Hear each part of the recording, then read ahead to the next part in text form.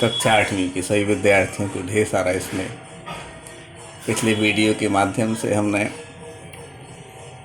शब्द विचार का प्रारंभिक रूप समझा था, जिसमें शब्द किसे कहते हैं।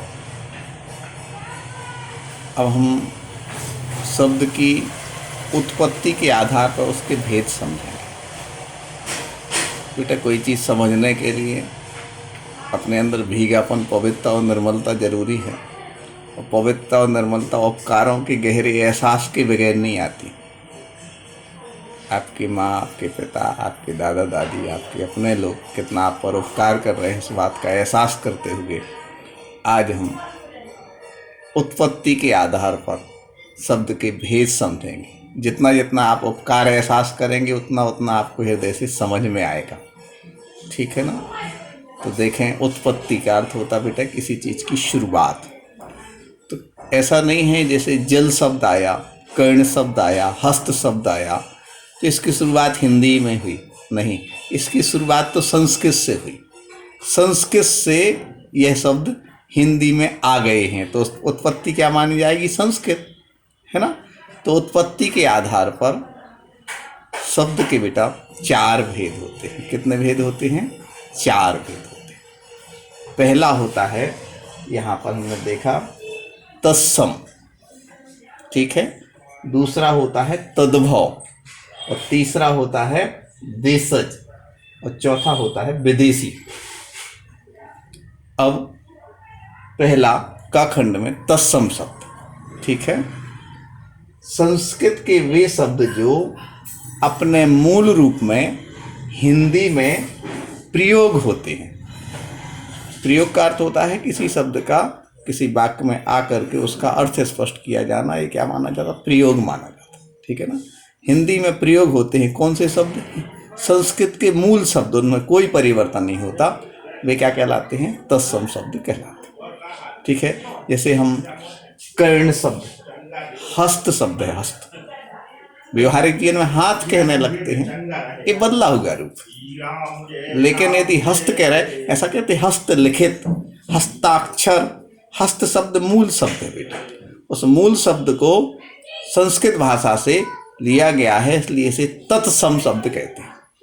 ठीक है। तत् एक समान, सम मतलब जैसा है, जैसे का तैसा आ जाना, वो क्या कहलाता बेटा? तत्सम शब्द कहलाता। जैसे का तैसा होना बहुत कठिन तपस्या और साधना से हो पाता है। जैसे पवित्र और निर्मला आप बहुत छोटे थे और आपके मुख से कोई अशिष्ट वचन नहीं निकलता था, तेज आवाज़ नहीं निकलती थी, मम्मी की आंख में डरते थे, प्रेम की बात समझते थे, बड़े होकर वो मूल रूप खत्म होने लगता है ना। ऐसे ही शब्दों का मूल रूप खत्म होने लगता, हस्त से हाथ आने लगता, जल से पानी होने लगता। हमें नहीं कह रहे पानी कहना या हाथ कहना अच्छा नहीं है, लेकिन स्टैंडर्ड मानक स्वरूप तत्सम शब्द माना जाता। तत्सम युक्त शब्दावली बुद्धिमान योग मर्मज्ञ विद्वान लोग उसका उपयोग करते हैं, क्योंकि वो उतने कोमल और सरल होते। आप भी कोमल और सरल बने और थोड़ा सा उसको विस्तार से समझेंगे इसके स्वरूप को। आओ हम चलते हैं कहाँ? पवित्र पुस्तक की ओर। बेटा, पुस्तक भी पवित्र होती है, उसके अंदर सरस्वती, उसके अंदर सद्बुद्धि का एक माध्यम होता है ना बेटा। जैसे रामायण, जिनवाणी या कुरान होते, ऐसे हमें पुस्तक का भी सम्मान करना चाहिए। उसी सम्मान भाव के साथ हम कहाँ चलते हैं? पुस्तक की तरफ। ठीक है बेटा, तो चलते हैं। इसमें देखते हैं कि हम उत्पत्ति के आधार पर शब्द के भेद को देखें। दूसरा बेटा क्या है? तद्भव। तो सब हमने वहाँ स्पष्ट कर दिया व्हाइट बोर्ड के माध्यम से। अब चलते हैं क्या? तद्भव। तद्भव शब्द क्या है? संस्कृत के वे शब्द जो समय के साथ बदलकर हिंदी भाषा में प्रचलित होने लगे, तद्भव शब्द कहलाते। हमने एक सामान्य प्रारूप बताया था, जैसे वहाँ बताया था कर्ण से कान। कर्ण शब्द मूल है, लेकिन उसका बदला हुआ रूप क्या हो गया बेटा? कान शब्द। ऐसा कहते हैं कि कान प्रयोग करते हैं, कर्ण लोग कम प्रयोग करते हैं। ठीक है ना। हस्त से हाथ बन गया, सूर्य से सूरज बन गया, चंद्र से चांद बन गया, अग्नि से आग बन गया। स्पष्ट हुआ। तो ये बदले हुए रूप को क्या कहते हैं? तद्भव। ठीक है। अब आते हैं इनके कुछ और उदाहरण देखें, किसके?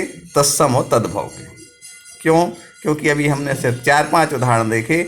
शब्द भंडार या शब्द के प्रति हमें बहुत ज़्यादा बहुमान रखना है तो उसका विभिन्न स्वरूप भी समझना चाहिए।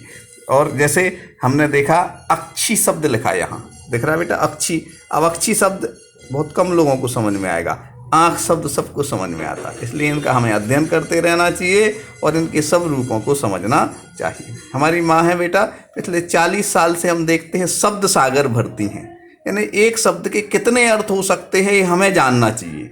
उनके ही संस्कार हम में आते हैं। ऐसे ही आपके माता पिता परिवार के लोग कितने विद्वान हैं, देखो आप खुद महसूस करना। बड़ी किसी पोस्ट पर नहीं पहुँचे, ऐसा जरूरी नहीं कि वो विद्वान ही, बहुत विद्वान है, बहुत योग्य हैं। हमें बस उनकी योग्यता को समझ करके उनकी बात मानना चाहिए। आपसे यदि पिताजी पूछते हैं अक्षी का अर्थ क्या होता, यदि आपको नहीं बनता है तो उनको थोड़ा दुख हो जाएगा। क्यों दुख हो जाएगा? क्योंकि आपने कंसंट्रेशन से यहाँ नहीं समझा। अक्षी, अक्षी का अर्थ बेटा क्या है? आँख। आँख बदला हुआ रूप है और अक्षी शब्द क्या है? तत्सम वास्तविक रूप है। ठीक है ना?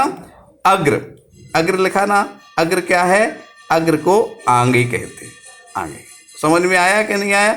उत्कृष्ट, उष्ट, देखो उष्ट शब्द देखो यहाँ पर देखें, उ आधा षटकोण का सा, ट और नीचे रेप। अब आपको इसको थोड़ा सा याद आ जाना चाहिए। जब हमने वर्ण विचार पढ़ा था ना, तो जो रा की रेप है कुछ शब्दों में कहाँ लगती है, कुछ वर्णों में कहाँ लगती है? वर्णों में नीचे लगती, तो नीचे लगी हुई है। उष्ट्र, उष्ट्र लिखा ना, उष्ट्र ऐसा आ रहा है जैसे राष्ट्र ऐसा, तो उष्ट्र क्या है? ये तत्सम शब्द है। और वास्तव में ऊंट क्या है? ये देखो बड़ा ऊंट क्या है? बदला हुआ रूप। ठीक है ना? कार्य, अब देखो थोड़ा सा याद रखना कि किसको ही आपको समझाए तो तुरंत समझना चाहिए। जैसे या के ऊपर ये रेफ लगी हुई है, याद है? कार्य है ना।